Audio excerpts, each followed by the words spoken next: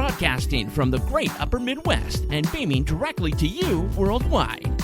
Night Talks Radio starts now.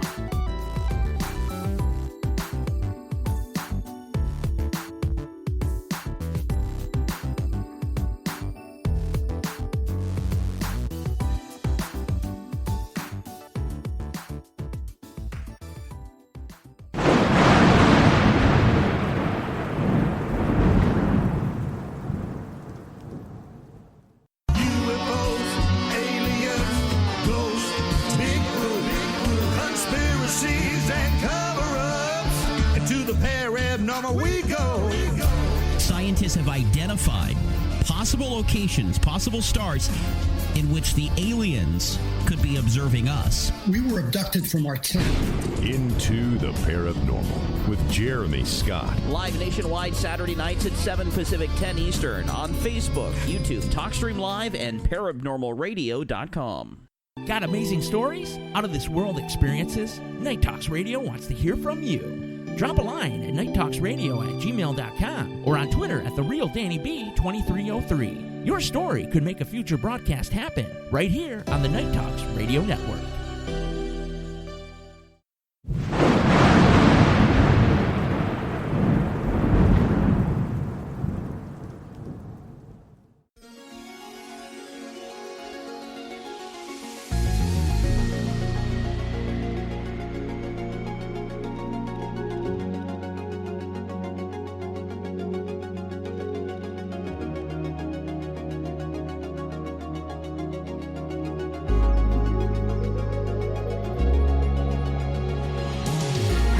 Hello, and hello.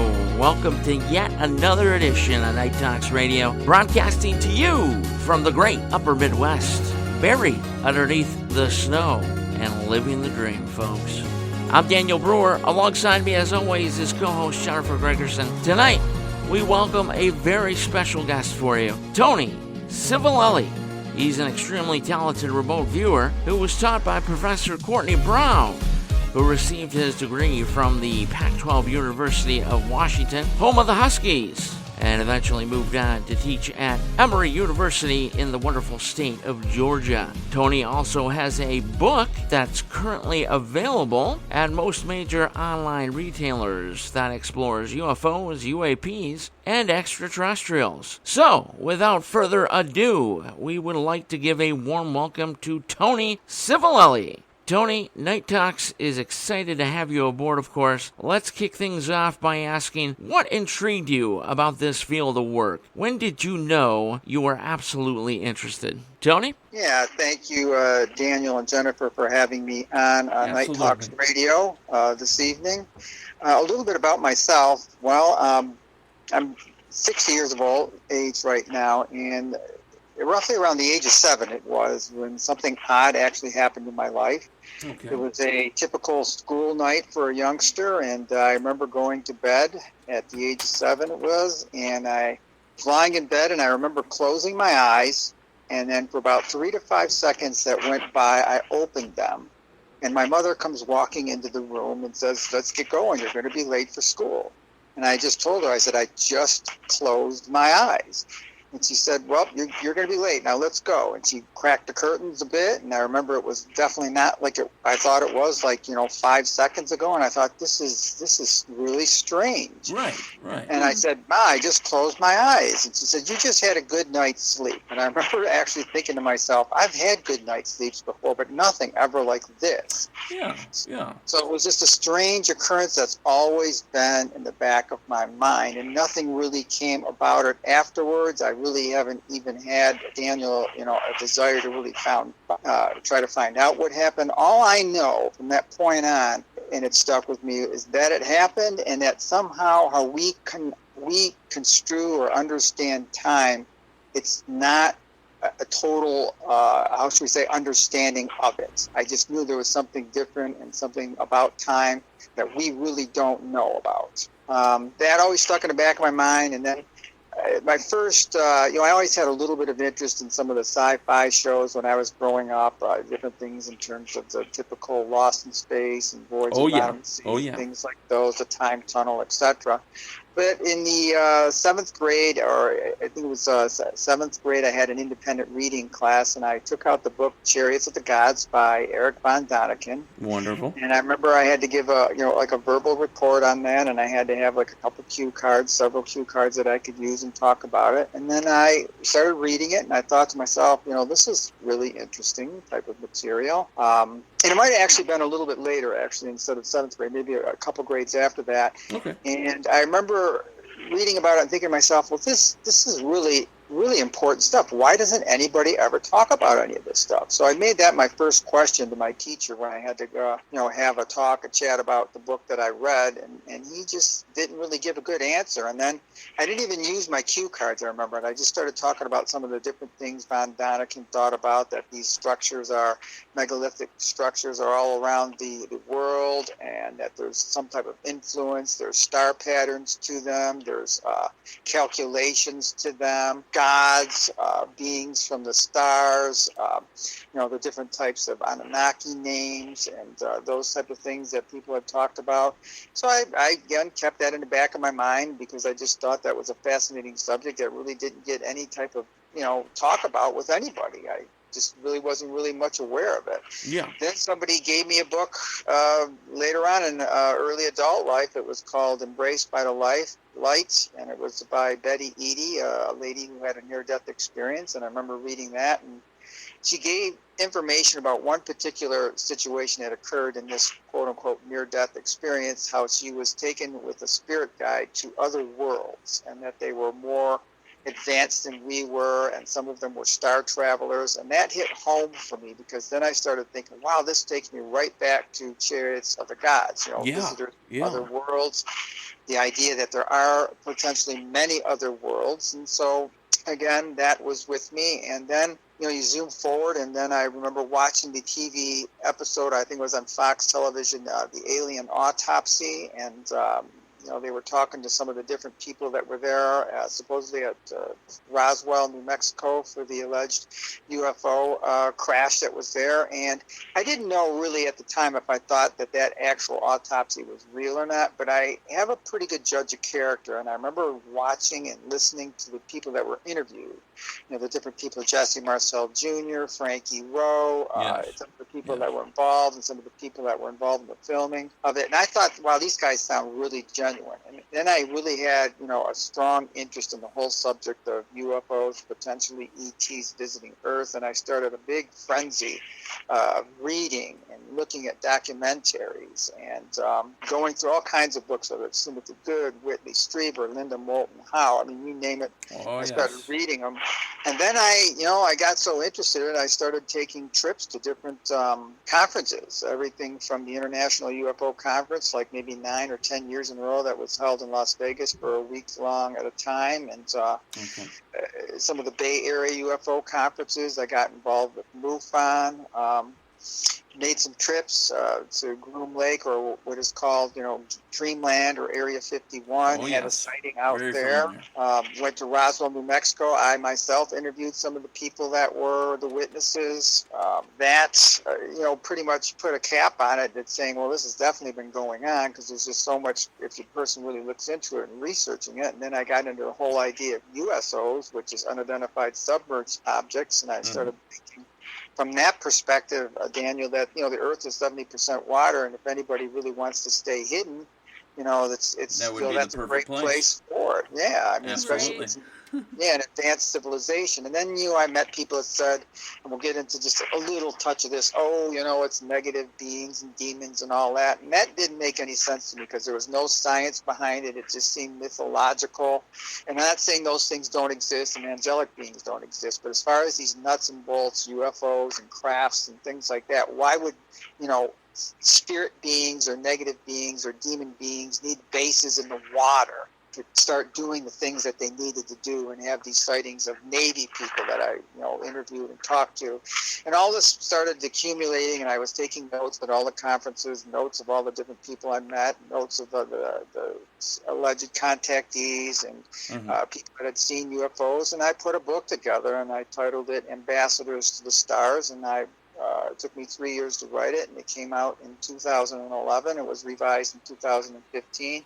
And I did a lot of other work with it, too, and we'll get into a little bit more of that later on, the remote viewing aspect of it. But yeah, I put together, some of the different interviews, some of the documentaries. I realized the science behind it is really much more than people can understand. There's a lot to quantum physics. Not only is it astronomy and macrocosm, the size of the universe, but I think it goes more into the microcosm.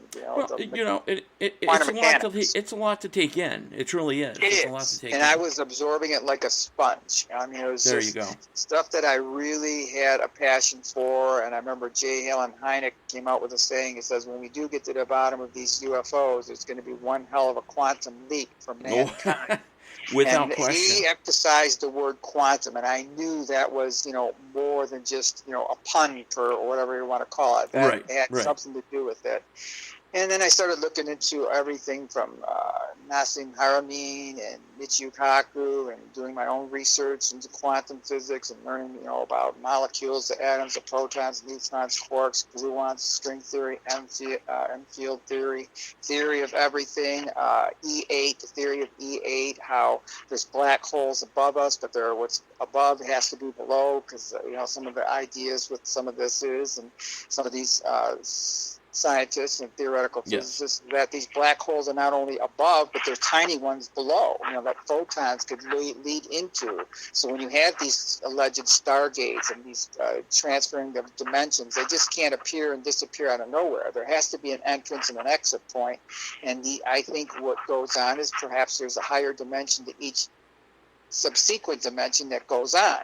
And then I got into the whole Hollywood thing, and I looked into the research of all the different movies from Hack the Day the Earth Stood Still, Earth versus Flying Saucers, Twilight Zone in the early 60s, Star Trek, Outer Limits. And in the 70s you had different movies like Close Encounters, and then you had in the 80s other things came out, and the more Star Trek series, the X-Files, you name it. And then I figured it out that, from some of the people I had talked to, Robert O'Dean was a good influence on me, the late Robert O'Dean, Colonel Linda Stevens, that there's actually a slow indoctrination process that one half of the people that are kind of running things would like to get out, but not too fast, because too much information too soon would create chaos. And then there's another aspect of humanity that's more in charge of economics and things like that really don't want things to change, because it would lose some type of control and power over, the human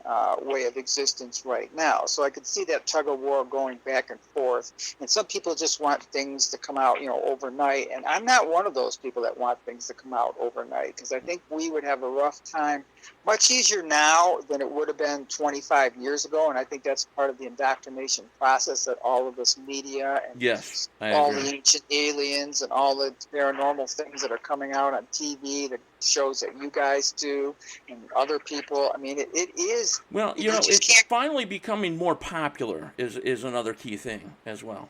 Well, it's becoming more accepted as each generation opens their minds more, especially with us going into space now, everything with Elon Musk and the space station, all those things. People can actually see this is actually a reality. Yeah. And some of the technologies from Star Trek, the hand, communicators and different things that are things seemingly coming to truth. Yes. Right. And you just can't go from no something it doesn't exist to yes it does overnight. That would create too much problems. You got to go from a no to a maybe period, and that maybe period is really generations, maybe 2 or 3 generations, and that's what we're going through right now as we become, space travelers, becoming more aware of things, the size, the potentiality of the universe, the potentiality of other dimensions, the learnings of quantum physics and quantum mechanics. So we're slowly working our way there. The only thing I have a little bit of a reserve with is our consciousness are not expanding as quick as our understanding of technology and space. Yes. And we have to get more to, I don't want to say if it's spiritual, but we have to come to more of an understanding of we're much more than what we think we are. And that all got into how I started getting involved with remote viewing, because I had this interest in UFOs and ETs, and I read this book That was after I had seen a documentary. And the audience is somewhat familiar with remote viewing and things of that nature. There was a question I wanted to skip to really quickly. I was under the understanding that you learned under Courtney Brown. Is that correct? Yes, I learned under Courtney Brown. Professor Brown learned under the military remote viewers, and I'm almost positive, all I know, it was Ed Dames back in the mid-'90s, and some with Lynn Buchanan as well. And Ed Dames was a student of Ingo Swann. And I could go into a brief history of the whole remote viewing with the United States military and Stanford research if you'd like. It won't take me too long. So. Yeah, no, that would be great. I would. The final part of that question is, how did that help you? How did that help you in the long run? I believe it actually helps a person open up. It's kind of like when you're training I've been a personal trainer for many years as well, because I was in the fitness industry and ran my own fitness center as a personal trainer. It's almost like how you train your muscles, and if you don't use them, they can be atrophied, or they're just not going to be as flexible or as strong, or to be able to be your total person as a body. The whole body, mind, spirit thing. Exactly. You need to exercise your body. You need to hopefully eat fairly well and get the proper rest, the proper hydration, etc. Well, remote viewing is actually what I learned is called scientific remote viewing. It's a series of what's called protocols and phases that get you to exercise your mind. So basically, you're putting together, or you're gaining thoughts. You're having, it's almost like an antenna where you're open to thoughts and you're bringing them in. It's a type of extrasensory perception. It used to be called years and years ago like non-local perception, where the Buddhists would practice it, or the Indian masters, etc. But we all have these abilities. These abilities to bring information, really what it is from your subconscious mind to your conscious mind, to pen to paper. The question is, you have to quiet yourself down, open yourself up like an antenna, and allow this information to come to you, and not be afraid to fail. But in the process of doing that and practicing it, you can get fairly good results using remote viewing. That was the question I was going to lead into next, is that we essentially all have the ability to do what you do, for example, within ourselves. Is that correct? Absolutely, Daniel. Yes, we do. And I'd like to give you just a little bit of a brief history, Reader's Digest version of how remote viewing came about. In the early 1970s, physicists Hal Puthoff and Russell Targ and a psychologist named Charles Tart had an interest in paranormal and parapsychology, and they actually worked at a Stanford Research Institute on the West Coast there. Well, what they did is they got a hold of an East Coast psychic, and his name was Ingo Swann. And Swann was actually a gifted psychic. Oh, yes. He was a self-taught psychic. He was also an artist, and they brought him out from the East Coast to the West Coast. And together they worked on a series of protocols that went through these different phases, guided by Swann, that again brought information from the subconscious mind to the conscious mind to pen to paper. Well, SRI, Stanford Research Institute, was also a think tank of various corporations, including the military. Mm-hmm. And the intelligence community got wind of this in the 70s there. And they got a hold of this group and said, you know what, we find this pretty interesting. We've had people working on this type of thing on the side a bit for a little while, but we would like to know, would you guys like to take this to the next level? We'd like to give you an exploratory grant. And they said, yes, we would. So they gave them a grant for quite a bit of money at that time. And what the group out of SRI did is they brought in a couple other scientists that had an interest in the paranormal and parapsychology. They brought in several other so-called psychics. And within a few short months, the remote viewing procedures were tweaked. And once again, the results were intriguing to the intelligence military community. And so they got a hold of them again and said, you know what, we like these results. And they wanted to know if they could work with some of their people that have been doing this on the side. And they said, yes, we could. We'd like the challenge. We'd like to bring them in and come up with this type of group. And they brought aboard, in the beginning, I think it was 6 or 7 people. And they had people that actually the military picked and that were working with it had paranormal experiences at some time or another in their life. Either they had near-death experiences, out-of-body experiences, had seen UFOs, had seen ghostly apparitions, things like that. So there was almost like an open connection to this type of awareness. I see. And so they handpicked those 6 people to start the program with. And then this went back and forth for literally 20 years, a little over 20 years. It went under names such as Gandola Wish, Project Grill Flame, Project Stargate, Project Centerlane. Actually, the era of Sci-Spies was born, and a lot of money was spent on the program. And roughly in the early 1990s, some of this started to leak out in the general populace, and the History Channel actually got wind of it. And they approached the group out of Stanford and said, wow, we find this fascinating that the military is working with psychics and psychic phenomena, and we'd really like to do a documentary on this type of subject. And they said, well, Right. We're okay with that. The military was okay with it because they felt at that time there would be more problems than it was worth if they denied it, because some people had already talked about it. They just wanted to have some type of say in how this was put together, and so the History Channel was fine with that. So they sent out a gentleman by the name of James Schnabel. Schnabel was a science writer and a author and a journalist, and he started interviewing some of the people that were involved with different programs, and he started getting fascinated with what he found out. And he's putting this documentary together, and so he also found out that the Russians actually may have been doing it longer than the U.S. There was some type of a Canada connection at one point. Yeah, There was psychic phenomena going further back, obviously, and way back in time. And so on the side, while he was putting together a documentary, Schnabel put together a book, and it came out in 1993. The documentary came out, and it was titled The Real X-Files, which coincidentally was the same year the TV series, The X-Files, came out. And then after that, the book was released, and I did not see the first show that was on the History Station back in the 93. I caught this episode on what was called the TV series Nightline, and it was a half-hour documentary, and I saw that, and I thought, wow, this is pretty interesting. And then I thought to myself, well, who would have thought this, though, that the military is working with psychics and psychic phenomena? And this was the time when I started getting into the whole UFO thing. So I kind of kept it in the back of my mind, and I remember, a couple of weeks go by, and I'm channel surfing, and there's that repeat of the History Channel's The Real X-Files, and I'm watching it, caught it pretty much from the very beginning. A lot of people were on there, Dames and Buchanan and some of the generals, Sivalelli, et cetera, et cetera. And I remember watching this, and then one of the interviews really caught my attention when one of the viewers talked about sometimes when they were looking at really sensitive subjects, things like underground missile silos, nuclear weapons, bioweapons, things that were underground, they sometimes came across these unidentified lights. They would sense them in their remote viewing sessions, and they called them UFOs because they were intelligently controlled. Right. And it happened several different times.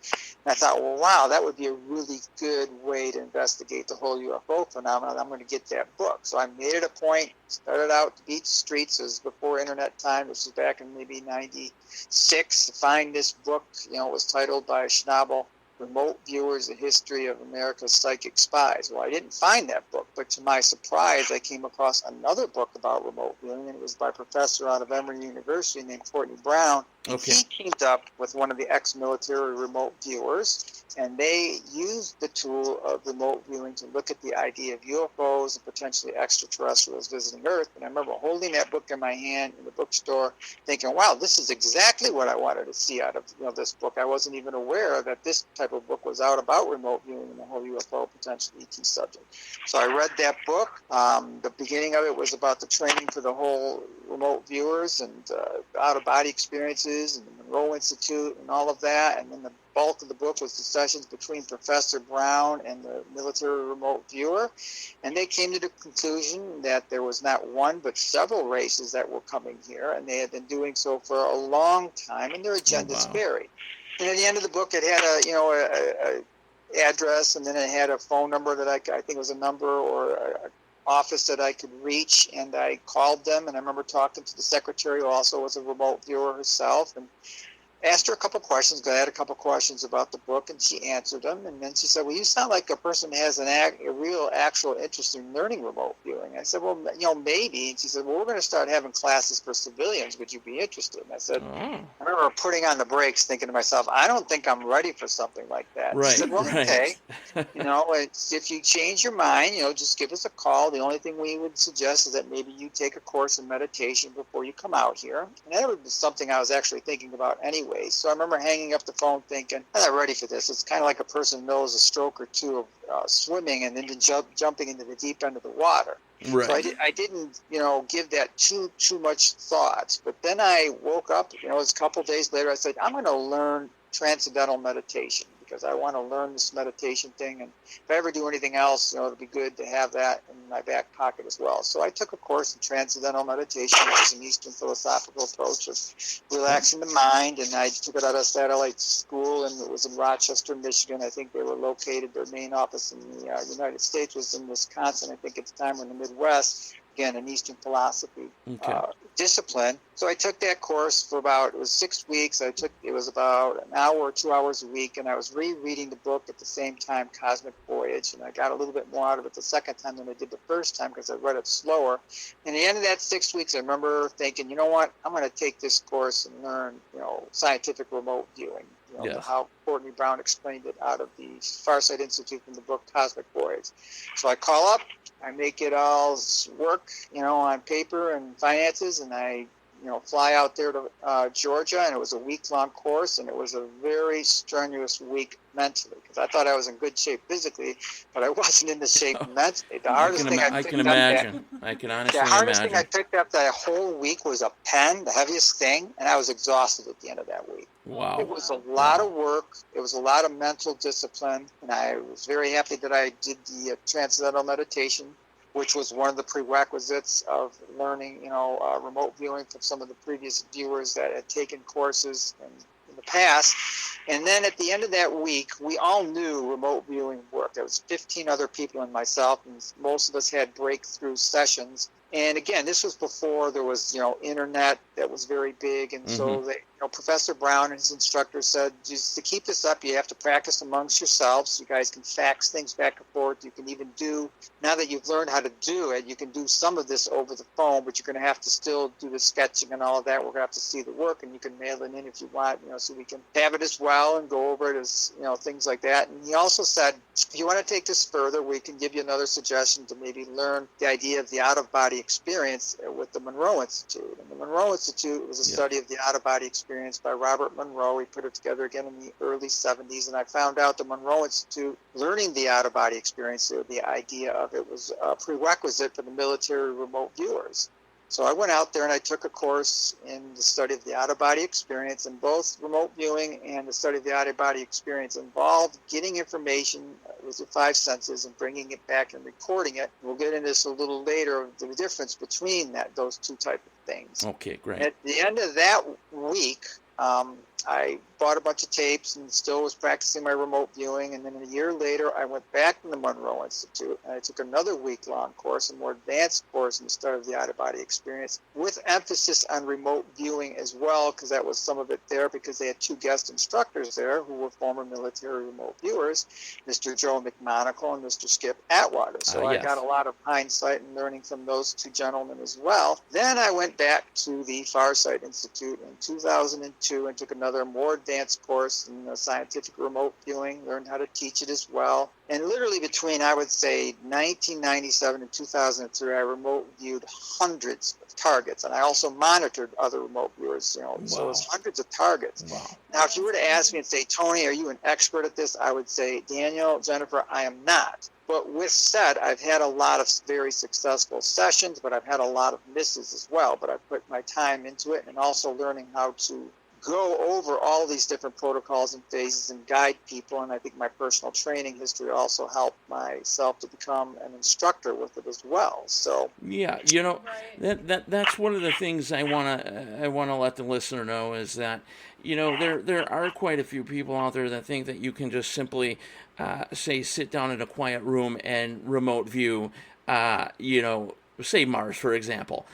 It's not that easy. There's a lot of process to go through. There's a lot of discipline, this and that, and that's something that I would love to touch on further down the road here in this interview. But quickly before that, what other things have you been tasked with that you can tell the audience? 1969. And I remember that session. I've never been tasked because, you don't know. Sometimes you have tasks, you get tasked targets by different people that are instructors as well, and they just call you. And this hasn't happened to me in a long time, but when I learned back in the late 90s into the early 2000s, there were times where I would get phone calls and they would just say, Tony, we're just going to give you some target coordinates and we want you to remote view this. And when you're done, just mail us in or fax us in to the number over at the office, and that would be it. And I wouldn't even know what the target was. I would just give them the data and the information. And that was one of the things I know we're up against it right now. Because I have something more extensive to add. I'm going to talk to you a little bit about a remote viewing project that I was involved with some of the people who were from the military as ex-military viewers and looking at Mars. Okay. So, we can chomp on that a bit after we get back. And with that, we'll take a small break here on this very special Friday night edition of Night Talks Radio with Tony Sivalelli, remote viewer. We'll be right back, folks. Okay, welcome back to Night Talks Radio. Daniel Brewer here with Jennifer Gregerson and Tony, the remote viewer. We got some more questions coming in on top of some regular questions that we'll be asking as well. Remote viewing, Tony, is that similar to astral projection in any type of way? Well, when you do astral project, that comes more under the category of like what I was talking about earlier with my trainings and experiences with the out-of-body experience at the Monroe Institute. Okay. I do think, you can gather information with an astral projection and bring it back, but it's not like remote viewing. Remote viewing always has a set target that you go to that basically I think you're using. I can't say anybody can really identify this because since I've been involved with it, it's changed its course, many times, in terms of what exactly is happening. I think it all has to do with a network of energy that we're all part of. I think part of it is something like when you have twins. There's that old book by Guy Lynn Playford, Twin Telepathy. Something will happen to one sibling, and they'll know instantly. The other sibling that's a twin will know, even if they're halfway across the United States, that it happened. There's some type of an electron neuro network energy interface that we're all part of, and that gets into the big cosmology of the universe and extensive thoughts of cosmic quantum mechanics, physics, and all of those type of things. So is the difference is, I think, with sometimes when I have done astral projections. I know we're getting a little bit away from what Jennifer had asked me to close out that first segment with the experience when I was 7 years old. We can join right back into that right now. Yeah, I think I've had experiences, no question about it, especially when I came back from the Monroe Institute. The Monroe Institute uses sound waves. And what those sound waves do, there's two different types of sound waves. They create what's called a binaural beat. So one is when you're conscious, and it's between like 5 and 20,000 hertz that your conscious mind can hear.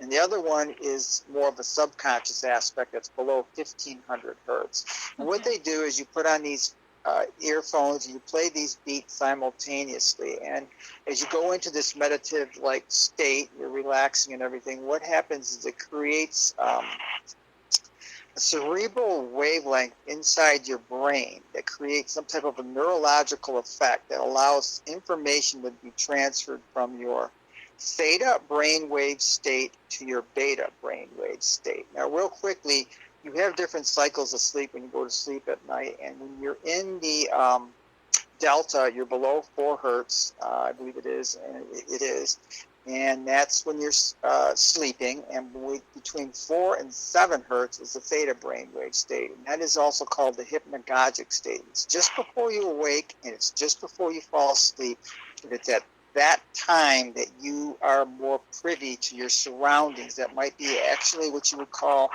other dimensional around you. And then you go into the other brainwave states, or the waking state. And when you go between 8 and 13 hertz, it's the alpha state. It's the brainwave state where you're kind of daydreaming and you're just kind of getting back conscious. And then your beta brainwave state, which is between 14 and 32 hertz, is when you're actually waking and thinking.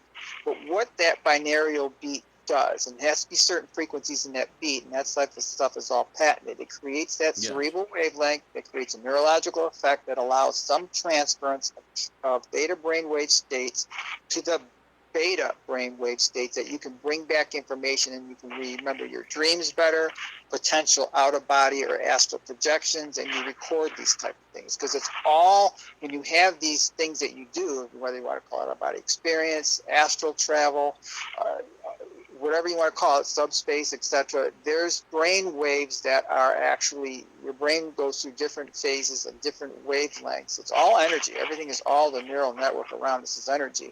It's just a matter of bringing it and transferring the data back and forth. And that's what the Monroe Institute is about. So the difference between astral travel is almost like you're going from point A to point B. You can see yourself going from, zooming up into the sky, or going across your neighborhood or something like that. That's, in my opinion, more astral travel type of thing, where remote viewing is you're more like an antenna, and you're just gathering the information from a particular target because your subconscious mind is beyond time and space, and it knows what the target is. It's bringing that information back to you. The question is, can you filter it without allowing your ego? And this is the whole process of learning remote viewing, too much interface with it, and then bring that data back and put it from the pen on down to the paper. And that's why the military, when they did their remote viewing sessions, they did them blind, which means the person who would be the monitor would know what the target is often, but always the viewer would never know what the target is, okay? So they would do different sessions, maybe one day with one person, one group, one day with another group, one day with another group, or at different times. And this, basically, they would task them the same targets, and then they would put that information together on a table or wherever in the war room or whatever you want to call it. And this is what we did at the Farsight Institute. We were all in our own little cubicles. We all got the target coordinates. We went through the protocols and phases, and at the end of the sessions, none of us knew what it was.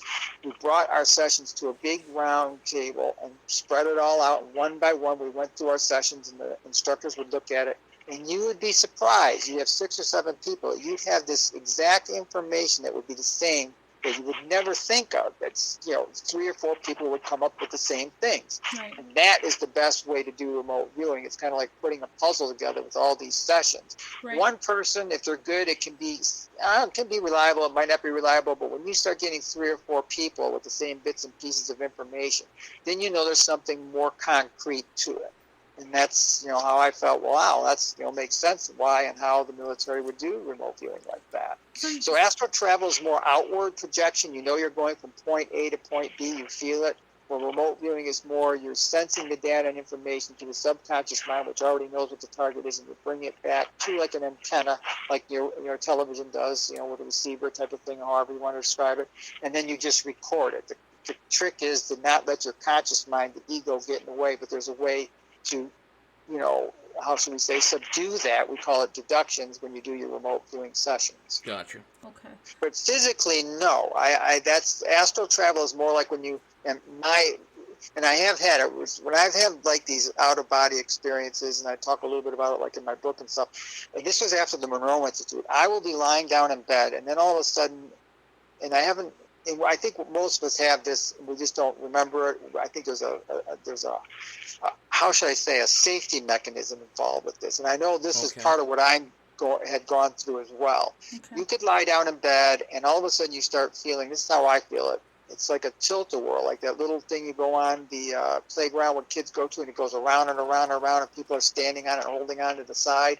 It's kind of like you're spinning around. This is how it is for me, and you're whipping around, and all of a sudden it's like you're changing the frequency of which you're going into. It's like you are dialing into another frequency, and then you're just going up. And for me, I have had at some times where you remember, oh, it's me, it's Tony, you're going up. And this is pretty bizarre.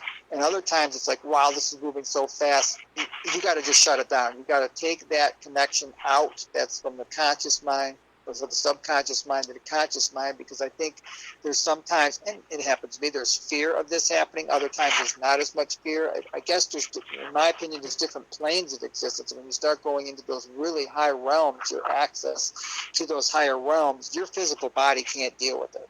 I mean, I think that could be part of what happens when people have, different attacks or something at night, heart attacks or something like that. You get that connection, and all of a sudden your body cannot do this. So I just shut down. I know my physical body just zonks out to sleep, and then it's an astral projection type of thing, or whatever you want to call it, out-of-body experience. So to go back to that 7 years old, that incident when I closed my eyes and 3 to 5 seconds later, literally I opened my eyes back up, I would actually say, how people have missing time episodes, the broad daylight, or they're awake and that. Why can't you have a missing time episode when you're asleep just as well? So I'm just wondering, is it possible that you could have been in an astral projection stage at that time and not really aware of it? Sure. I think that's very possible. I think there's an underlying aspect to all of us, Jennifer, that is involved with a much higher realm or plane of existence than we've been led to believe or that we can really understand. And I think it's things like quantum physics that helps bring this out. I don't know if either of you are familiar with the old UFO researcher Raymond Fowler. He was with the Air Force, and then he started getting into regressive hypnosis, and he had a real,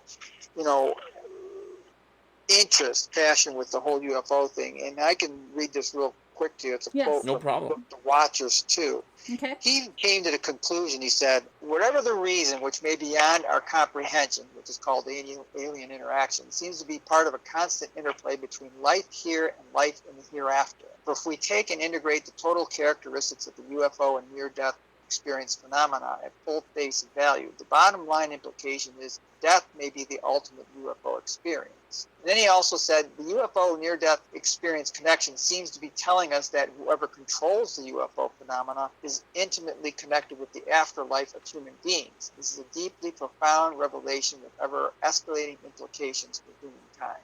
So I believe what part of us is involved with this astral projection or other dimensional aspects of existence or even our afterlife existence, UFOs could be part of that as well, but they may be not the nuts and bolts UFOs like the military is interested, or when people see or have landing or trace evidence and things like that. UFOs is a very, very broad, it just says unidentified flying object or unidentified submerged object. It's a very broad category. Just anything outside of Earth would be a UFO that would be intelligently controlled. Am I right? Planet or another plane of existence. So there's that's one thing that I learned. I mean, people are always like, when I first got in this, well, do you think aliens are real? Do you think there's really life out there? This is such a expansive, and if you're not somewhat a little bit objective and a little bit open-minded, you really can't, in my opinion, grasp the greatness of what the universe and the complexity of the universe and the complexity of life and the complexity of quantum mechanics brings forth. I mean, let's face it, 1,500 years ago, everybody thought the Earth was the center of the universe. 600 years ago, everybody thought the Earth was flat. I mean, it's that old line in Men in Black when Tommy Lee Jones is sitting there next to Will Smith recruiting him. That movie has a lot of great lines and a lot of information. It's part of that indoctrination period. But we think, what we think at the current time is always what's really going on. And science has a very strong arrogance, and religion, also a bit with that too. They think what they know is it. What we know right now is not it. I mean, we're going to know so much more in 50 years, 1,000 years, et cetera, et cetera. And time has a lot to do with this, because I really believe time travel also has a bit, their play in the whole UFO phenomena as well. And I'll ask you guys, do you think, both of you, that we'll ever be able to travel back in time, whether it's 100 years, 500 years, 1,000 years, or 10,000 years? I'm going to have to see that, I wish that we would have that ability or, one day come across that ability. I know that we can travel into the future. I don't know about the past. Right, and just think about it this way. What if a civilization is 1,000,000 years ahead of us or 1,000,000,000 years ahead of us? Can they travel back in time? Well, I think it's possible, too. I mean, it just depends on what kind of technology they have, too, you know? If they're 1,000,000 years or 1,000,000,000 years ahead of us, there would be much more technology. Just think of some of those ancient aliens or ancient astronaut theories. Yeah. So I guess what I'm getting at is if it's ever going to happen, it's going on right now. Oh, yeah. Yeah. Oh, yeah. Yeah, and that's Think why, about that for a the minute. UAPs that we are seeing right now could very well be the UAPs of our future. And Yeah, and it could even be people from the past going into the future Yeah. that had a past civilization that was devastated here on Earth or that moved off of Earth, etc. So Exactly. it's that really we're able to get away. Really large area to ponder. And it has both. It has both positive, as we would identify, positive and negative aspects to it. I mean, that's what makes the third dimension the third dimension. If there's no yin, there's no yang. If there's no yellow, there's no green, there's no blue.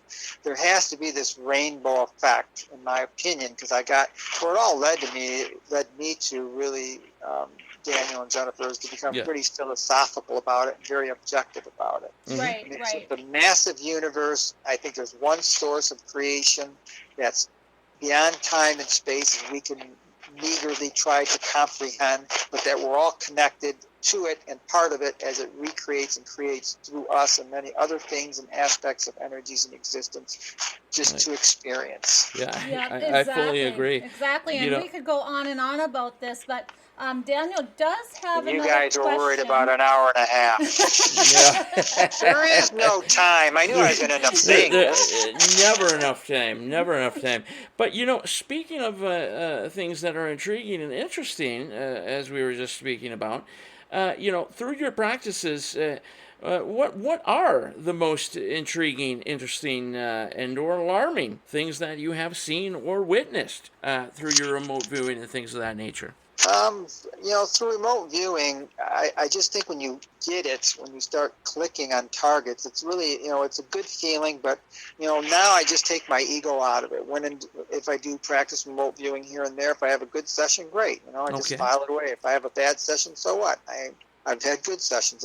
It doesn't even matter anymore. For me to evolve from where I'm at right now, I have to be more objective and just be in practice and just try to maintain that connection to awareness, to connection to source. Gotcha. But as far as, something really more, we talked about the dark side of the moon, and I said, we can chop on the Mars project that I was part of before. I had, without knowing what the target was selected to work with a group of, I think it was 9 or 10 people.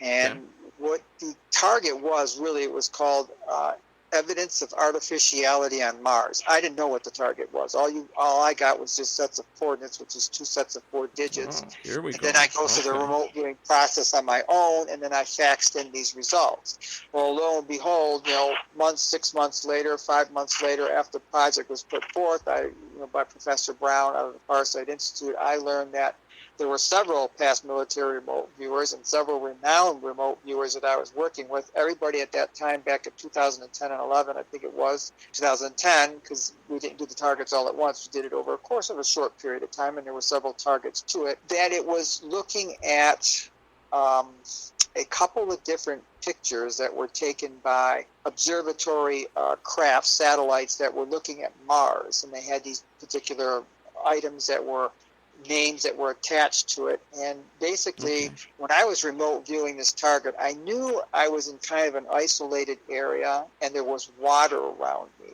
And I knew there was something going on underground. And I kind of actually came to the conclusion, with my conscious mind that, this has got to be something like it's almost like it's really rocky and volcano-like. And I thought I was in an area isolated in Hawaii, is what I wrote down a couple different times, but I drew my targets, etc. And it came to be what the target was evidence of artificiality on Mars. And what I was getting was actually quite strong in terms of the other information the other viewers were getting and what we were describing. But it was actually on Mars. And what we concluded, and I knew this as well, that there was something going on underground, is that there was some group, and I didn't get, and most of us didn't get, or I don't even know if any of us got ET, because I have a website, and this whole video by Professor Brown presented at the Society of Scientific Exploration out of Colorado was done back in 2011. There's a video of that there. None of us got that it was actually ET related. We got human beings that were working on a project, some of them begrudgingly after a little while, that were doing some type of terraforming, and it was on the planet Mars. Really? Okay. And they are way ahead, this group, of anything we got going on right now, that was going on, that was in the public eye. So that was kind of a really interesting wake up, like, wow, and then I looked at that more seriously, and Professor Brown presented it again at the Society of Scientific Exploration there, and there's that video up at my website about it as well. It's only like a 13-minute video, but it's most interesting. And so something was going on there. You could see these water, even in the pictures that the NASA took, you could see water coming out of these spigots, but they're really huge. I mean, and then a lot of us got that type of information without question. We got that information, and when you put it all together, a nice telling little story of something. And I can't say and what, we will be getting even when that was a majority of that information towards the end. By the way, books and websites and things like that, just to let you know. So we want the listener to be able to get to that type of stuff. Yes, absolutely. So, Tony, what kind of programs have you been involved in? Is that just one of the programs that you've been involved in? Well, honestly, I don't know all of the programs I've been involved in. I have been called upon a few times to just do sessions and send them in. Okay. I don't know what they are to this day, and I'm not really overly concerned about it as well. I was going to say, you so usually don't know what is happening. Right. You're told to do this, and that's it. So it's like confidential kind of thing. So if you had to guess, do you think it's involved? I don't even remember, Jennifer. No, I don't even. I followed the rules. I would just go by not discussing it, just send it in. We don't want you to copy it, that type of thing. I've done that a couple times. Again, I don't know. I'm not maybe the exact guy that you want maybe working on these things, because I don't have those liaison ties with some of the groups that do work with it. But I was proficient enough to be involved with it several times in different areas and different times. Understandable. Right. No, I understand completely. I was just wondering if you might... Okay. I would say this. I don't think they would do it directly. They would have somebody do that for them and get it to them. Right. Totally understand. Completely. Tony, I do understand you wrote a book. Can you tell us briefly what that book is about and where you can find that book? The book is titled Ambassadors to the Stars. Ambassadors to the Stars. Okay. Yeah, it's accumulation of all my works, starting from my memory of the 7-year-old incident when I was 7 years old, and then just some of my travels, many of the people I've met, many interviews, some sightings that had taken place that were, renowned sightings, different people that I've met, whether it's people like Travis Walton or the Allagash abduction. I've met many of these people, Jim Sparks, I've not only the contactees, but also the researchers. Some of my own sightings, I've had one in there when I was at Groom Lake in 1999, I believe it was. I hate to cut you off there real quick, but do you know Travis Walton very well? I would not say I know Travis, but I've definitely conversed with him. I've had dinner with him at a conference with a small group of other people. We've chatted. Same thing with Jim Weiner and Charlie Foltz from the Allagash abduction. Same thing with Jim Sparks. I mean, I've definitely made it a point to chat, talk, interview, that type of thing. Wow, that's great. Yeah, I can. A lot of those are in the book, so that type of thing. And I'm not here to promote that per se, but that when you ask what's in there, those type of things, and all my remote viewing training, Monroe Institute training. That's in there as well. Perfect. There was a remote viewing project, another UFO project that I worked on. I didn't know what the target was. I was with a group of maybe 9 or 10 remote viewers. Again, it's called Project Redgate. It was about an incident that happened to different people in Montana in the late 1950s and early 1960s. It was UFO sightings, abductions, contact, that type of thing. But that particular project that I worked on that was put together by civilians, and one of them was a person who had worked out of the Farsight Institute for a little while. Put it all together and got different people that she knew to work on this and got the coordinates and put the targets together. And it came together quite well. And I gave a presentation with Jim Mars in the 2004 International UFO Conference with this project with Mr. Mars. And he did a documentary on it, which was done out of Montana, which I did not actually physically go to Montana and become part of the documentary, but I was part of his presentation. Okay. In your field, can people develop psychological issues from remote viewing? Have you ever encountered anything like that of the such? That's a good question. I've heard about it. I think if you're not training your mind, the one thing we learned, especially at the Monroe Institute, before you do any of this potential astral travel, and before I teach people, before we have remote viewing sessions, I always make sure we're grounded in white light around you, getting in a meditative state, make sure you're protected. You want that grounding and connection to source and not allow anything that you might come about in terms of any type of energies or questionable things to interfere with you or to, how should we say, influence you or try to take advantage. So I'm not saying these things happen, but they could happen. And I think it's best to make sure you put, just like an astronaut puts on their suit, etc., or a diver puts on their suit. Since this is an energy situation, you put on your own suit that comes from within and outward, and you surround yourself in this protective light, and merge yourself with it, and know that you're part of Source that is always protecting you, and you are connected to it. And then you go and do your session. After a short meditation, do your session. Okay. If a person were to want to learn remote viewing, what type of schooling or how long would you recommend? Yeah, that's a good question. I think different people have different learning trajectories. It's just like a person, when they play sports, how are you going to learn how to hit a baseball? Some people are going to pick it up faster than others. Some people are going to pick up how to play chess faster than others.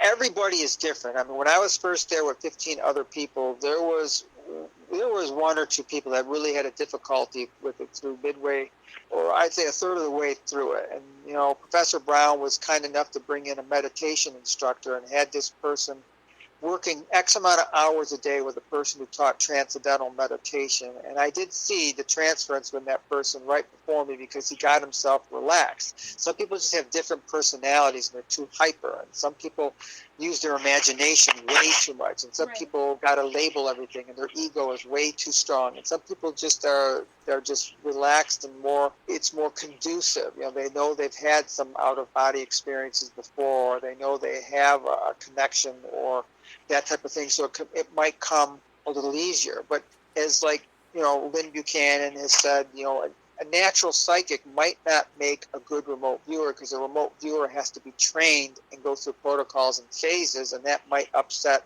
the connection that they already have. So you want to take somebody that knows it's there, but wants to be disciplined and learn how to go through the practices and procedures, which we call phases and protocols.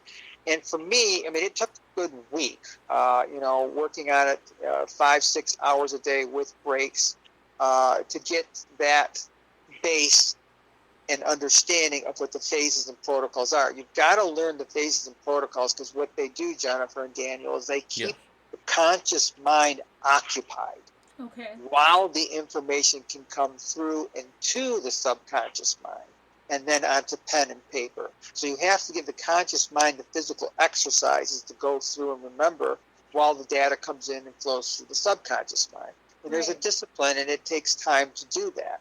Now, this only used to be taught, firsthand, or you had to be there and the people that I had taught until recently, you had to be there firsthand and do this. But now we've gotten all this, technology with Zoom or Skype, and we talked about this before, where you can actually do these things more efficient as long as you're getting a learning and a basic understanding of what the protocols and phases are. So that's how I put together a course, actually, is once we started doing all this, remote learning and remote working and people going to school remotely, I thought, you know what, I know remote viewing. What's a better way to do something remote? Teach remote viewing, So I put together with all my learnings, literally 500-600 slides, PowerPoint slides, and then I, taped it, and then I, got it a little bit of professional work done on it. So how I put my course together is it's 11 classes. You learn the protocols and phases for 5 phases, and it's called Basic Scientific Remote Viewing.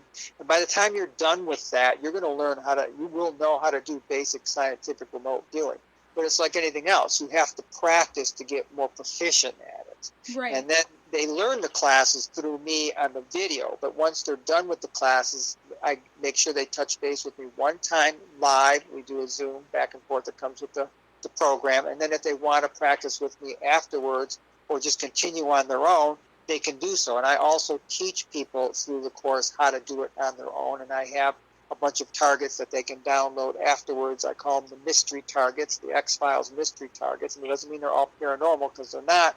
But it has a little bit of that bouquet with it as well. It might just be a really neat-looking bridge, or it might be, something that's out in nature. That's really astounding to look at. You got to go through a variety of different targets as well when you learn this, because you just can't concentrate on one area. So like you said before, you got to get a footing underneath you. So you got to give varieties of targets so people sense and smell and taste. Without being there firsthand, you get some of this information and bring this in. Because if you just concentrate in one area, you won't be that proficient on it. It's just like a person who says, well, I want to be really good at, this particular sport, but I'm only going to practice, this particular part of the sport.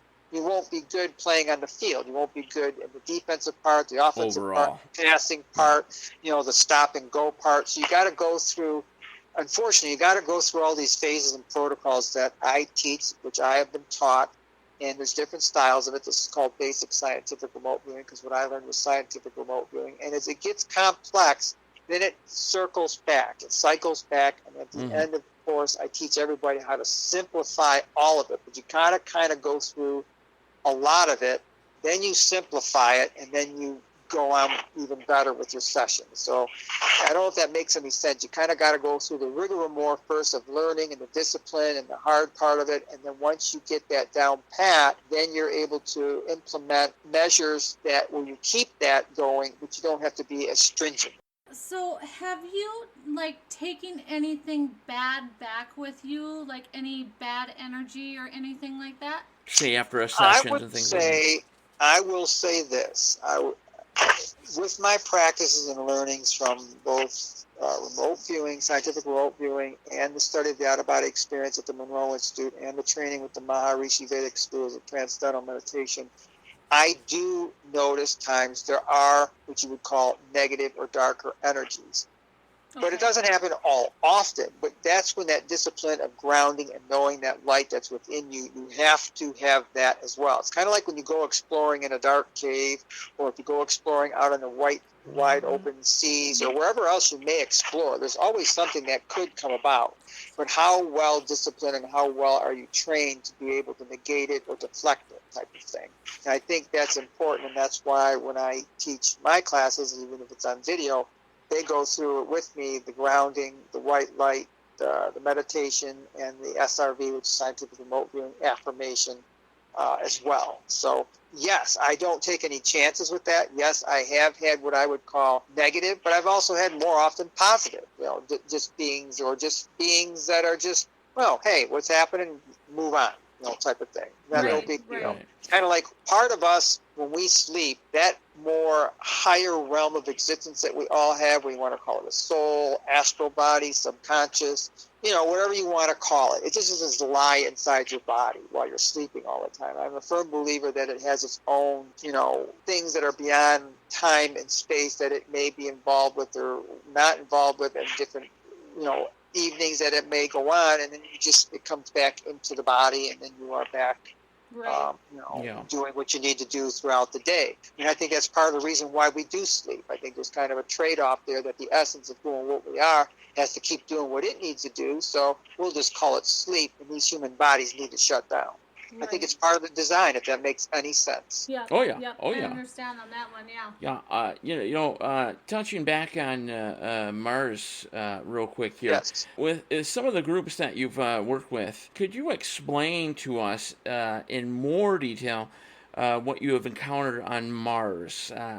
Is there a base of sorts being built, for example, on Mars, things of that nature? Well, in my opinion, as far as what I personally remote viewed and what I saw others afterwards in their sessions and what they looked like, which was similar to what my sessions were, somebody is working and building that has some type of irrigation system that's underground, that has Really? water working with it. And if that's Mars, then it's Mars. If it was somewhere below a base in Hawaii or some other island on Earth, then maybe it's there. But the target was Mars. So, and it had, when you go and you look at the video, you'll see the targets were actually put in an envelope with the coordinates on it. And Professor Brown had it, and those pictures were of the Mars, the different pictures of the Mars. Let me see, what was it called? Source photo, Mars orbital camera, narrow angle image M1100099.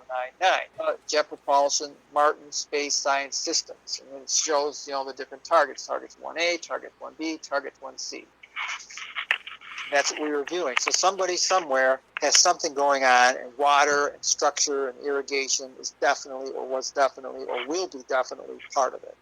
We touched on if you had witnessed UFOs or ETs. Do you know of anyone that has spoken to you about witnessing such things? Well, yeah, I mean, like I had said before, I've met so many different people, whether it's Travis Walton, Jim Sparks, Jim and Jack Weiner, Charlie Foltz. The list goes on of quote-unquote Whitley Street, famous contactees, abductees. Oh, absolutely. Many of them. Famous ones. I mean, I belong with MUFON as well. There's people, I would go as far to say as YouTube probably have had some type of connection, but maybe it might be a higher plane of existence. Without question. A higher plane of existence, and maybe it's shut off to your conscious mind, at least some of it, or maybe most of it, because it's kind of hard to put that into any type of perspective. And when you said, are people, influenced or psychologically, hurt, if you know and bring too much of this back, I think you will have some psychological, challenges that you will be entertaining in your life. So I think our own bodies and our higher state of consciousness does do the shutdown or filtration. I think the ETs, time travelers, future selves, whatever you want to call the combinations thereof, also do that quote-unquote Men in Black memory wipe to an extent. Not only so it's not all out, but also to help us not totally go off the deep end, so to speak. Because you can't, it's very hard to put those type of energy systems into anything that we're physically grounded with here in this third dimension of this time-space continuum that we have these physically bodies going through an existence with. It's hard. Understandable. Doesn't mean it can't be done, and some people are much better than others, but a lot of people are not. Tony, you did speak a little bit about you actually remote viewing the moon landing. Yes. During the moon landing that you remote viewed, in your opinion, do you believe that it is real or made up? Well, when I remote viewed that target, I got it, and it was a picture, of the astronaut and the flag there, Buzz Aldrin, Armstrong, and Mike Collins in July of 1969 there. So what I saw, I can't say for sure it was on the moon. I only know I described it as rocks and dirt. I had flag there as well at that time. That's what I wanted to interject real quick. But I don't know if it was, really the moon. It was the moon landing was the target. but I can't say, honestly, Daniel and Jennifer, it was 100% on the moon. There you go. That's what I was going to ask. Yeah, my own personal opinion of it is that I think we've been to the moon, but maybe what we all saw live might have been something different than what actually took place. That's a very strong possibility. I'm not saying it is. Only thing I can say is what I viewed was that there was dirt, I remember rocks, and I remember the flag and a subject and that type of thing, but I did not come to any conclusion, this has got to be for sure the moon, or this has got to be for sure a place in Nevada that's, kept secret, that they have all kinds of lights and cameras and doing something with. I didn't get either one of those definitively, because you got to remember, I don't even know what the target was. I personally, I personally think myself is that with the moon landing, I think it was a morale booster, if anything. To be honest with you, during the time the Soviet Union was kind of the Cold War stuff. Yeah, it really we were losing in just about every category. I think we needed a morale booster, and what else would boost the morale of the American people, making it to the moon? And I don't disagree with that, and I would not say one way or another. I think we have been to the moon. I've met Edgar Mitchell and chatted with him before. Which I don't deny either. I definitely agree that we've been to the moon. As far as what that was in terms of that time and what we saw, I would not, say 100%. Okay. And I think that with you already being on Mars and knowing the difference between the rocks and the different feel versus Earth, I'm sure that you probably would have known for sure if it was the moon or not, too. I can't say for sure on that. There's not that big of a difference, supposedly, on what's really going on. I mean, as far as remote viewing, as far as being able to determine soil composition, and we're talking about, smaller minerals and how it all is, I don't even know if anybody's that proficient to understand that. They would have to be taking a look at it. You'd have to have somebody that was monitoring you on purpose and saying, okay, now go 100 feet above the target site and describe. They'd have to do certain movements with it, and those movements at that time were not introduced to me during that session when I did have that session. It was just more what was like right there in front of me as opposed to a higher perspective. These are called level movements in the whole remote viewing process. And I did not have a level movement that was well high above the ground. I just had it on the ground, going around 360, describing what was going on. And it might be because of the monitor at the time wasn't really questioning if it was real or not. And I think when I viewed this was before some of those documentaries came out talking about it that way. Tony, real quick, with everything that you know and all your experiences and such, what's that old saying? What I think I know. What you I'd think like to you end know. everything with saying I know next to nothing. And I guess that could go with for all of us, I suppose. Yeah. Have you ever considered doing your own podcast? Thinking. In terms of informing the general public on things that you know and helping people with remote viewing and things of that nature? Not really. I don't know. I have given it some thought, but I think it's, I'm doing a couple things now, work-wise, time-wise, So that kind of occupies your time. It does, and I'm glad I got. And that's why I did it, to help people. I mean, I think, my right now, and that doesn't mean it couldn't change a year from now or whatever, but for me to put out a whole series of video classes on learning remote viewing, I think people who are open to it and want to expand, if you were to ask me, what kind of person get out of learning remote viewing? Well, I would say, like you said, sharing this type of thing, I would say instead of me sharing information, people get a lot of information from a lot of areas. I would rather instruct people to open up their own being and awareness, vibrate the frequency that we have on Earth a little higher, as opposed to, I'm hearing this one this night, and this one that night, and that one that night. That's good. Gotcha. But being that I come from the background of a personal trainer, so instead of somebody talking about getting in shape, I want them to get in shape.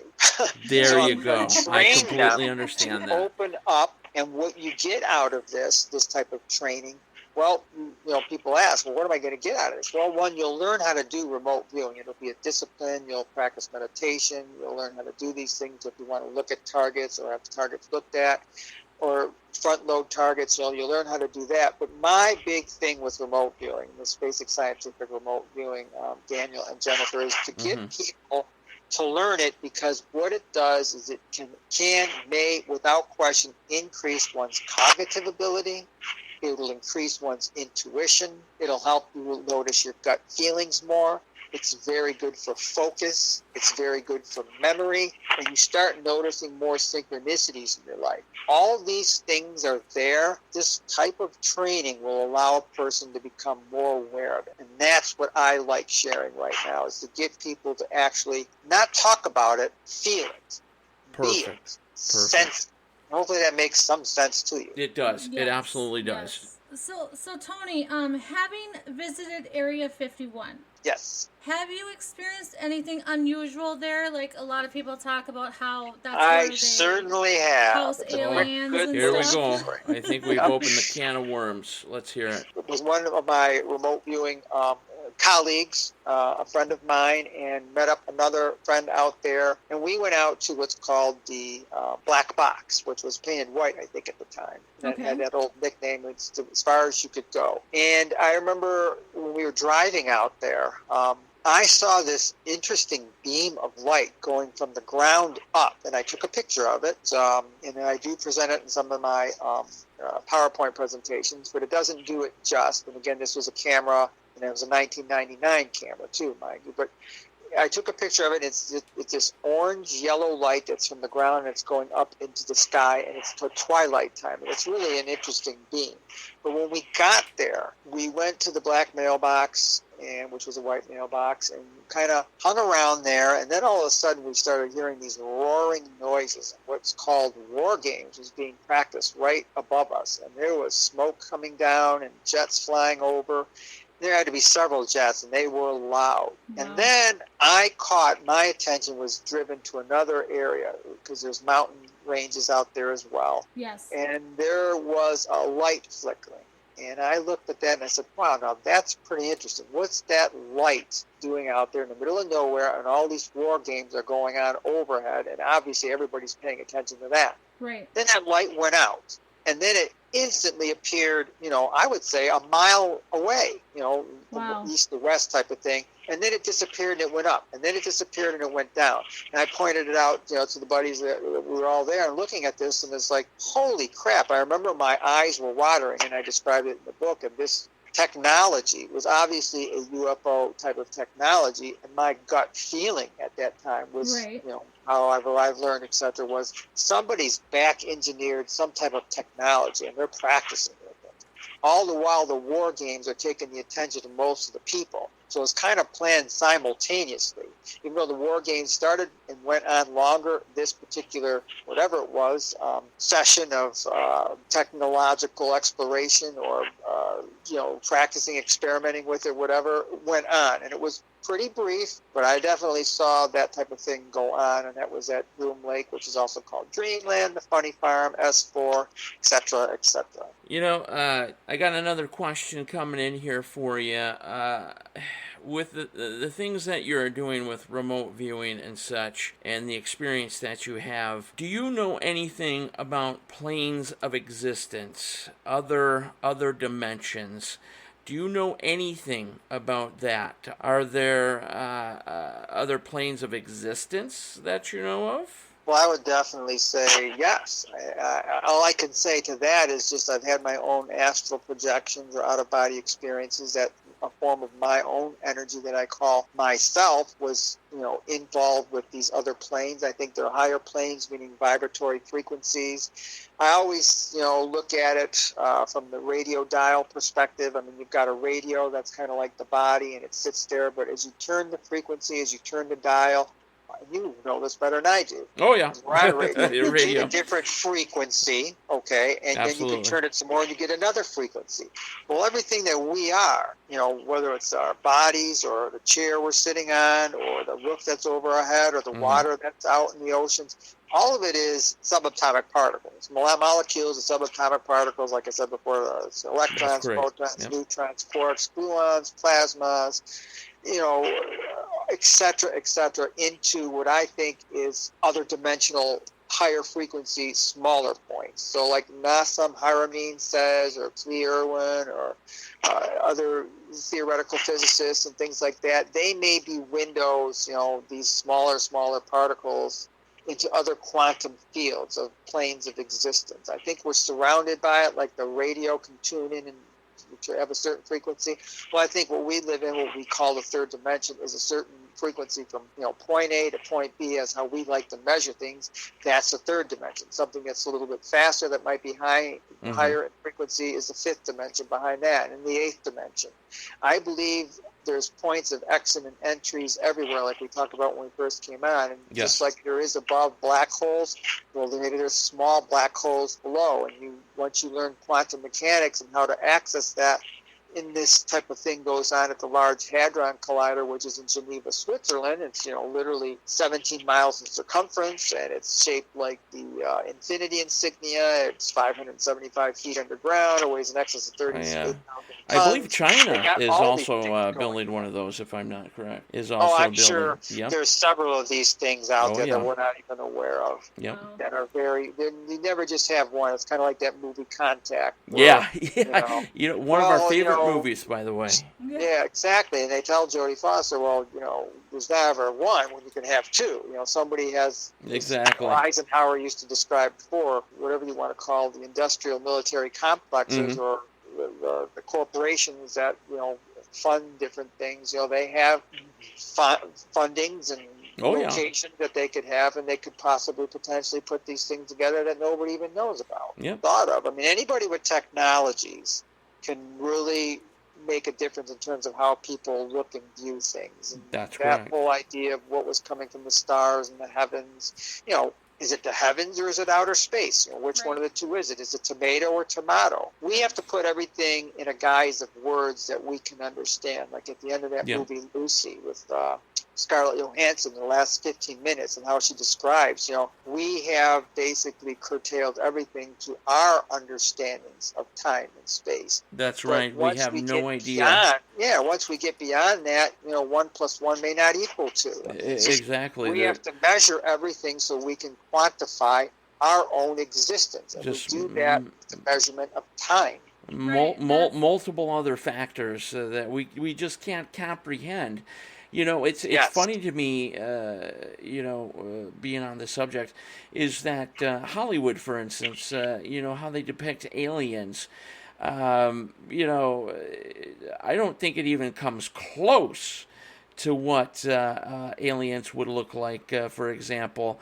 I don't think our brain power has the ability to even fathom what an alien truly looks like. Daniel, in some instances you are correct, and others might be humanoid. I mean, this might be a whole genetics program that goes on. And I am a great believer. Now I don't even believe. In my opinion, I know there's a universal creative source, God, whatever you want to call it, an energy that is omnipresent with everywhere, every wind. It's beyond anything. I fully agree with you, Tony. I fully agree with you. I think aliens can take their own shape in any form that you. Some can shapeshift. Again, it was like at the end of the movie again with Lucy, how she changed her hand going back and forth and around. If you guys have never seen that movie. Shapeshifters, once you get to a certain level of awareness, it's kind of like where you can mold your body like some people paint a picture or mold clay. Since we're on this subject, I mean, for the majority of these aliens that may or may not be out there, I mean, do they have good intentions? What are your thoughts on that? That's a good question. I think there has to be good and negative intentions for anything to be anything. And as bad as that may sound, I try to be objective about this. You have to have, especially with lesser vibratory planes of existence, and it doesn't mean we're a lesser vibratory plane, but we may not be as high as others, and we may be higher than others. So in order for anything to be anything, I would say, Daniel, do you think you're a good person? If you gave me an honest answer, would you say yes or no?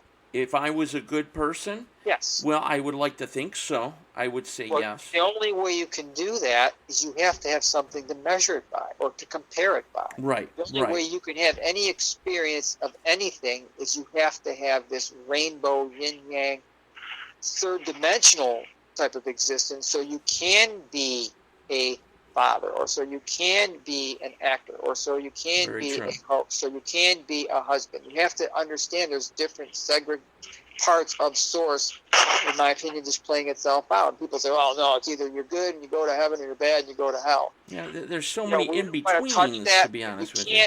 You can't put the source of creation in a box. That's just exactly. True. That's ridiculous. This is just all energy, and in order to experience anything, you just have to have different types of things to compare it to. And sometimes that could be painful, sometimes that could be sorrowful, sometimes that could be joyful. I just think there's a universal, omnipresent, creative source that we are all essence of and to. And the higher our frequency goes, and the more we train ourselves, the more aware we can become of it. But it constantly plays itself, cyclically. Everything is cyclical. Everything is always cyclically back and forth. That's why the essence of who and what we are is we create, whether we like to work in a garden, whether we like to draw or paint, whether we like to procreate, whether we like to make things out of wood or buildings. We like to create. We like to explore. That's our essence. And that is a chip off the old block, because that's what the creative source likes to do too.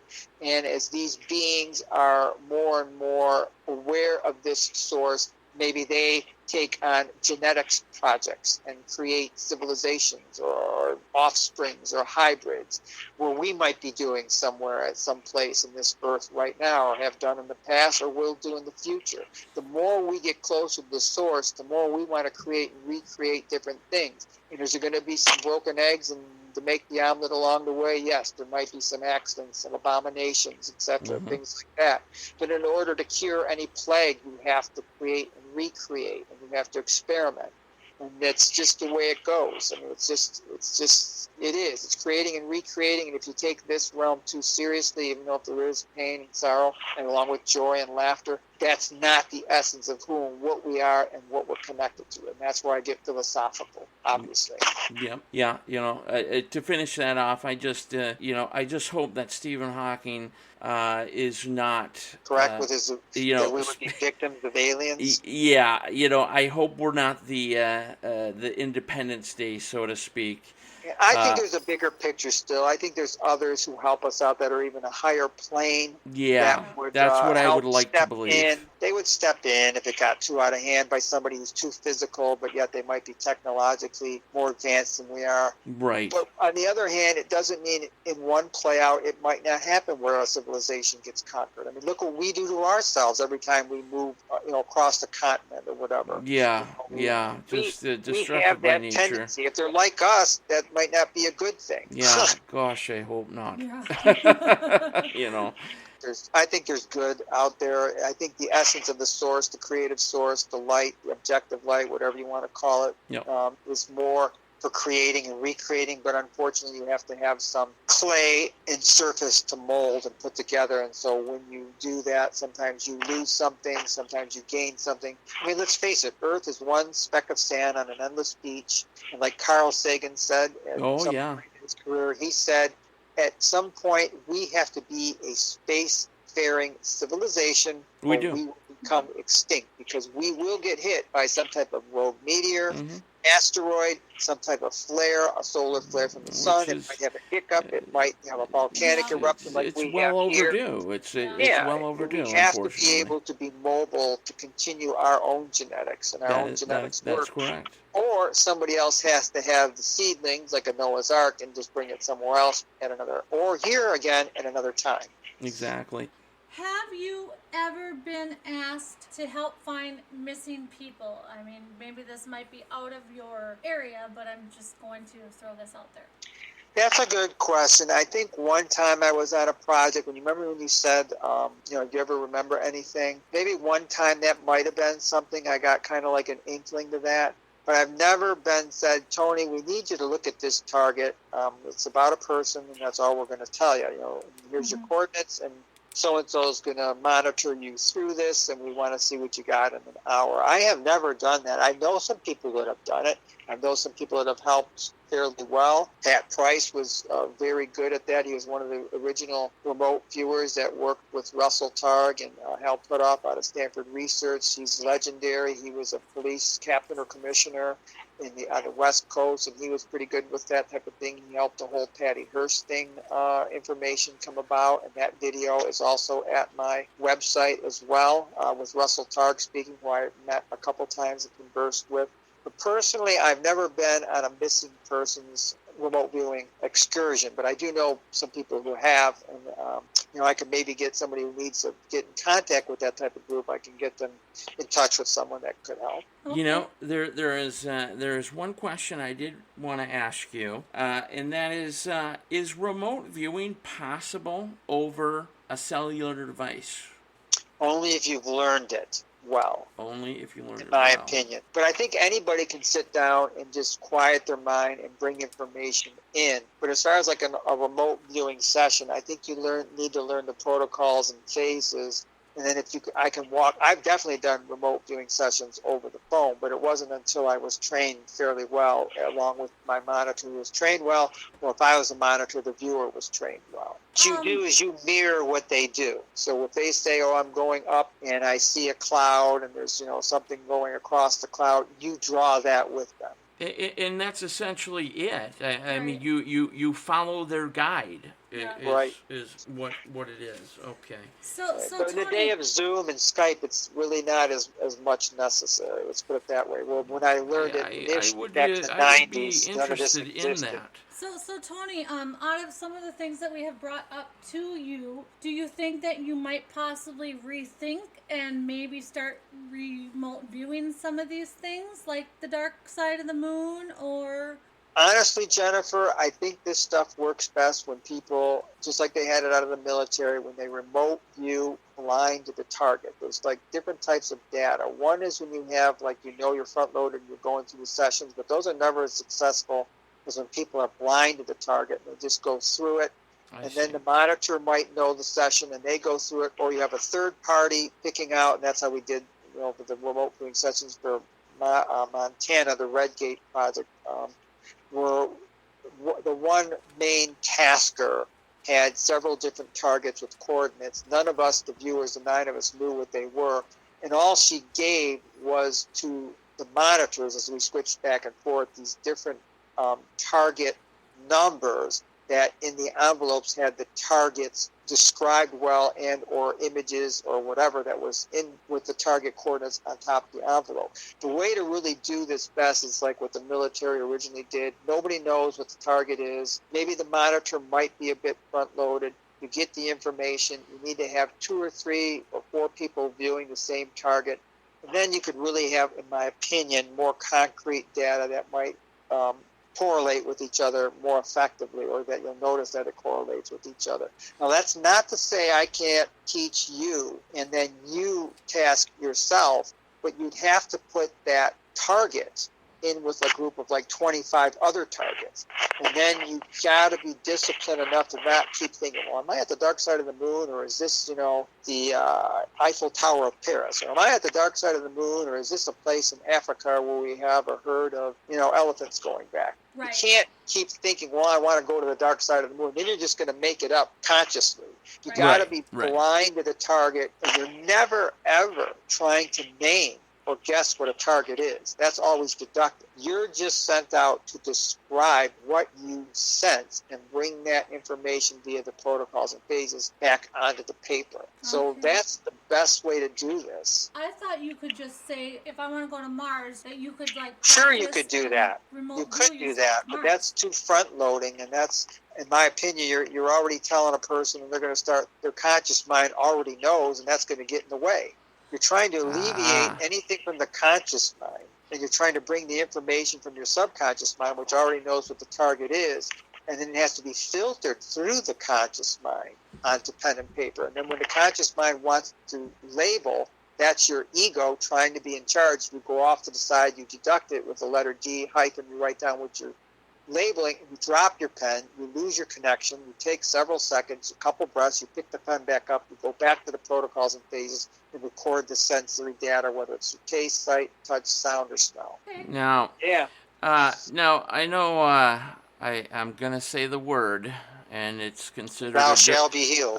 Yeah.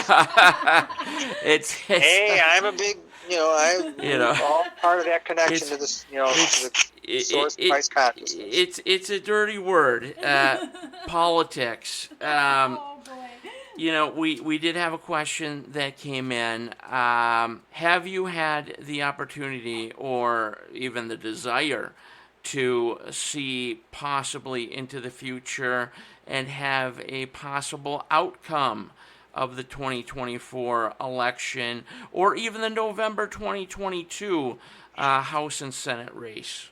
I have never been tasked with a future political, that I know of, target. I have been tasked with them in the past, okay, but nothing in the future. I have not got Homer Simpson's, Donald Trump message. No. Yeah. Next, there's going to be a cartoon of The Simpsons made of you here. Maybe probably next King week. and Khan have gotten that message out there, but there you go. You guys are following me with that, right? Yeah.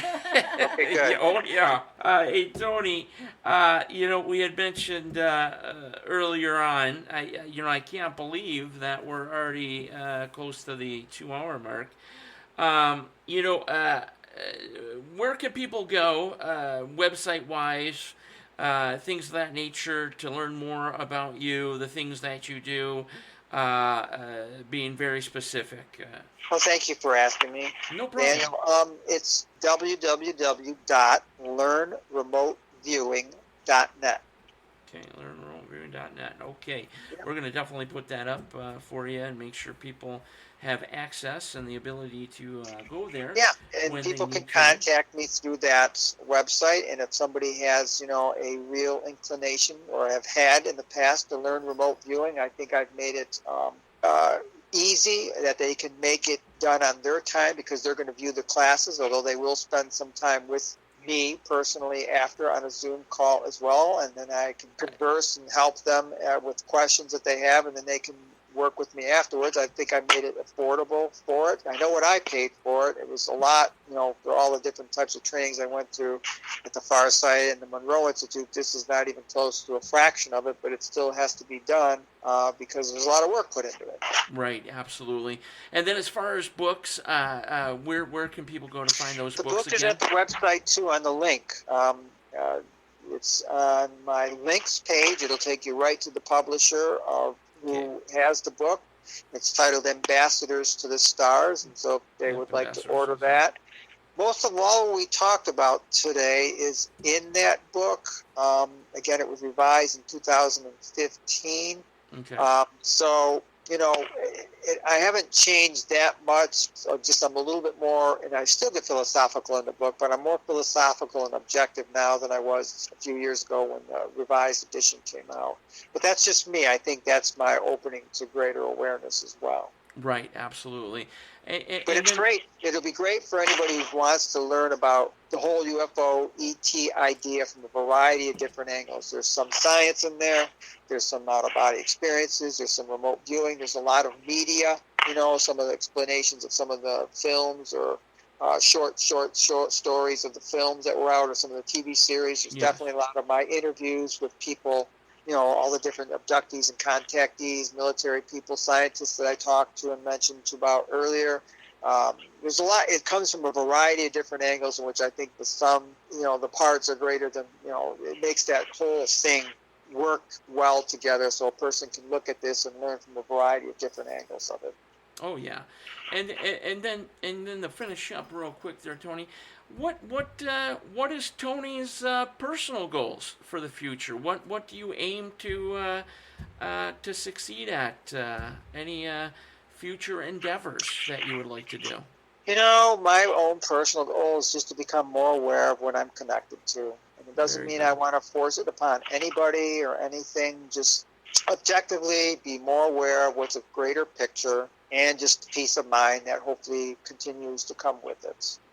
For me to try to change the world, there's that old saying, yesterday I thought I was really smart and that I could change the world. Today I'm much wiser. Yeah. Now I know I can change myself. Yeah, I absolutely understand what you speak And I wanted to say...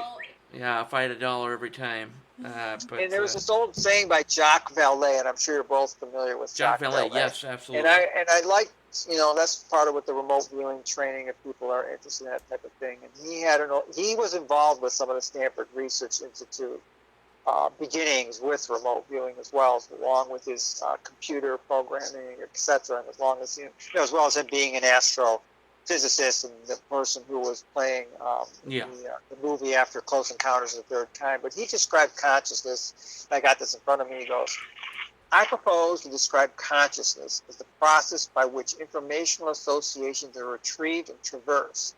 The illusion of time and space would be merely a side effect of consciousness as it traverses the associations. And that's in his book, Dimensions, and that's part after he talks about remote viewing, because he was part of that project. So I think that describes it fairly well, that consciousness is beyond time and space. They're kind of an illusion, and that we're part of that, our bodies. Well, you know what? It's been great having you aboard.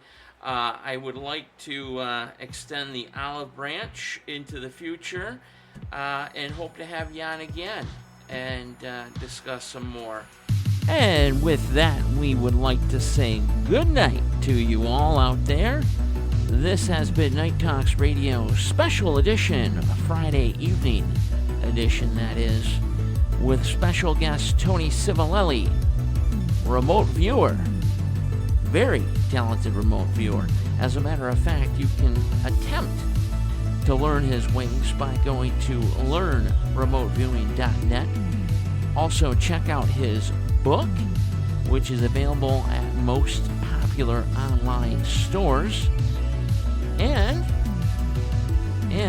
one last thing, we return this Sunday. That's right, Night Talks Radio is back at its regular time, 7 p.m. Central Time, as our guest Jeremy Scott from Into the Parabnormal will join us for a nice Sunday evening conversation. Until then, I'm Daniel Brewer, and for co-host Jennifer Gregerson, this has been Night Talks Radio. So long, everybody.